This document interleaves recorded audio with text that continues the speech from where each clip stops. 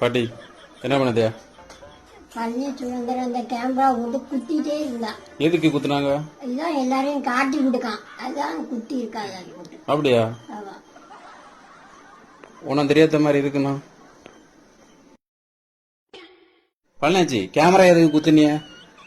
அது இருக்கிறதுலாம் வேணாம். அது இருக்கிறது வேணையா? இருக்கிறதுலாம் வேணாம், எல்லாத்தையும் அதுதான் காட்டி கொடுக்கு. அப்படியா? அதுதான் நான் குத்துது. அதான் குத்துனிய? ஆமா. அதுக்கு விலை தெரியுமா? ஏன் அதை நொறுக்குனிய? அதெல்லாம் உடைக்க கூடாது, அதெல்லாம் உடைக்க கூடாதுண்ணா. சரியா?